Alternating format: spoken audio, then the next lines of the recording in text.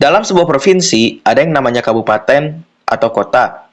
Dan di setiap kabupaten atau kota, masing-masing punya iklim yang berbeda. Kota yang terkenal dengan kawasan perkotaan, kawasan industri, dan kawasan metropolitan di beberapa kota besar, sedangkan kabupatennya terkenal dengan kawasan pedesaannya, perkebunan atau persawahan, perhutanan, pegunungan, pertambangan, bahkan di beberapa tempat pantai. Tentunya pekerjaan atau profesi yang diambil kebanyakan masyarakat di sana juga berbeda. Di perkotaan, banyak masyarakat sibuk menjadi akuntan, buruh korporat, pengusaha, investor, engineer, bahkan desainer. Sedangkan di desa, ya banyak orang-orang berprofesi sebagai buruh tani, sebagai nelayan, penambang, peternak ayam, sapi, kambing, atau bahkan juragan entok. Tapi, seiring kemajuan teknologi, tentunya jenis-jenis pekerjaan atau profesi yang diambil oleh masyarakat juga banyak berubah baik di kota maupun kabupaten. Sekarang, dalam sebuah desa, bahkan ada yang jadi konten kreator, afiliator TikTok, atau streamer yang menghasilkan banyak keuntungan. Contohnya aja di Kabupaten Sukabumi. Tahun 1975, di Desa Bojong Kembar, Kecamatan Cikembar, banyak masyarakat yang berprofesi sebagai penjahit, pembuat, atau bahkan penjual enye. Tapi semenjak kemunculan tren satboard di tahun 2024 dan 2025, banyak warga tiba-tiba beralih profesi menjadi TikToker dan juga streamer yang meramaikan tren satboard ini. Buset dah, kenapa bisa gitu? Saya dan teman-teman udah datang langsung ke kampung mereka dan yuk kita cari dan kita tanya langsung ke orangnya. Oke, jadi kita langsung aja kepada inspirator dari tren tersebut, yaitu Kang Satbornya sendiri. Jadi nama Akang ini sebenarnya Satbor itu nama panggung atau nama asli Akang sebetulnya? Yang nama Satbor? Ya. Nama Satbor ya nama di media sosial aja gitu ya. Oh, berarti nama panggung kalau di oh nama panggung ya. Berarti nama Akang sebenarnya Gunawan. siapa, Kang? Oh, Akang Gunawan. Ya, Gunawan. Oke. Kang Gunawan, beberapa warga di sini katanya banyak yang beralih profesi jadi TikToker berkat tren Satbor ini. Nah, saya pengen nanya kira-kira sebelum adanya Satbor ini, pekerjaan apa aja yang diambil oleh kebanyakan warga di sini menurut Akang? Kalau pekerjaan di sini biasanya dari opak, bikin opak enye. Oh, opak enye. Ada juga yang keluar dari kerja pabrik, yang PHK-an massal kan ada. Oh, buruh ya? Ya, pabrik buruh gitu ya, di pabrik. Salah satu adalah gitu pabrik gitu ya. Oke. Terus ada yang dagang, ada yang jualan gitu ya. Terus juga ada yang dari buruh tani. Oh, buruh tani ya? Ya, buruh tani itu kuli macul gitu ya, kulinya gitu. Jadi bukan yang taninya, bukan buruh Ya. gitu. Nama Satbor sendiri sebenarnya terinspirasi dari apa sih, Kang? Ya berawalnya kan dulu namanya si Kibor. Oh iya. Nah, nama si Kibor itu dulu kan mainnya keyboard ya, kayak contoh tuh, itu tuh. Oh iya. Teh, maaf itu teh. Keyboard. Nah, keyboard. Nah, itu keyboard. Nah, ini nama ininya dari keyboard. Nah, dulunya ini keyboard. Jadi dulunya main konten tetek. Jadi ada orang yang main ada yang nyawer, kita kasih ini gitu di kontennya. Terus nama si keyboardnya itu kena band. Udah kena band, akhirnya si keyboard kena band lagi, bikin akun lagi, si keyboard kena band. Akhirnya si keyboard sedih. Jadi si keyboard sedih itu jadinya jadi Sadbor.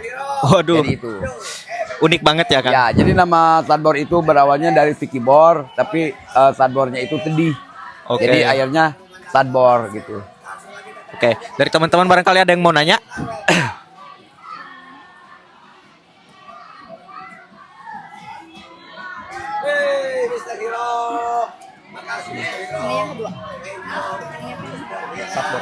Satbor sendiri sebelum jadi TikToker pekerjaannya apa, Pak?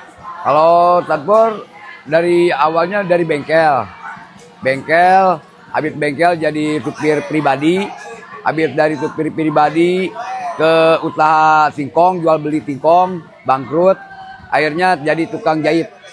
Nah, tapi yang lama jahit keliling di Jakarta tapi. Oh iya, Pak. Dari yang lain ada?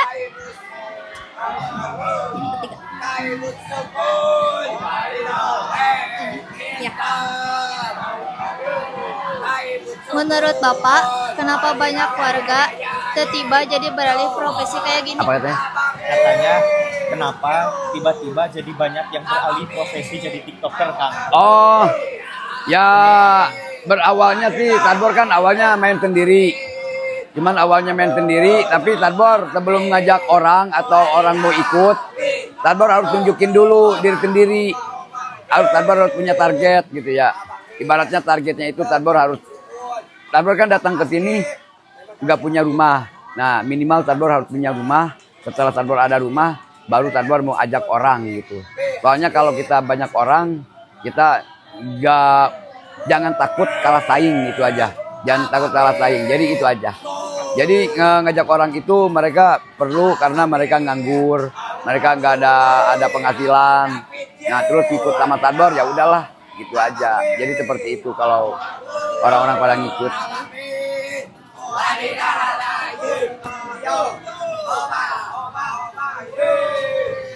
Kalau menurut Akang sendiri, apakah Akang tertarik buka kelas Satbor gitu?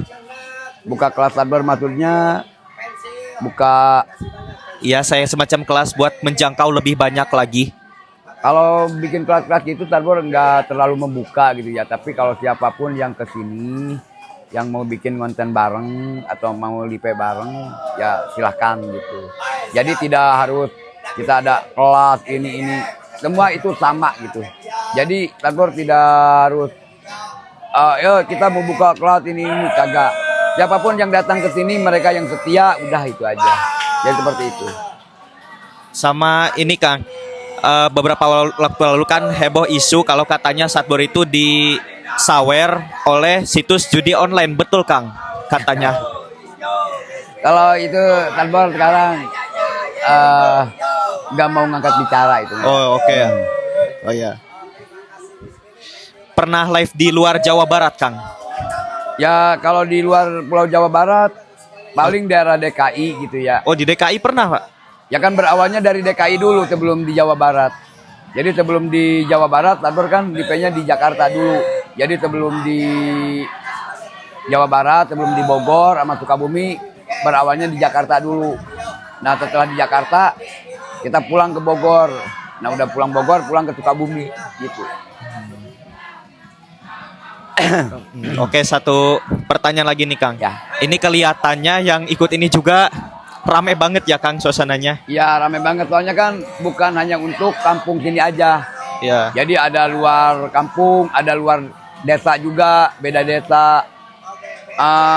Malah ada yang luar dari kecamatan gitu.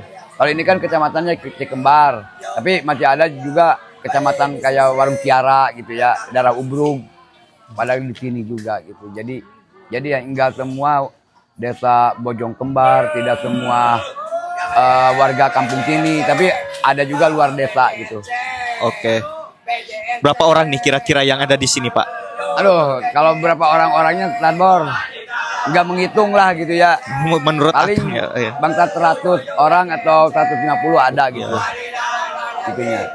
Apa harapan Akang buat Satbor ini gitu? Ya buat harapannya Tadbor sih ya semoga aja jangan sampai melempem aja, semoga aja sampai mengudara gitu.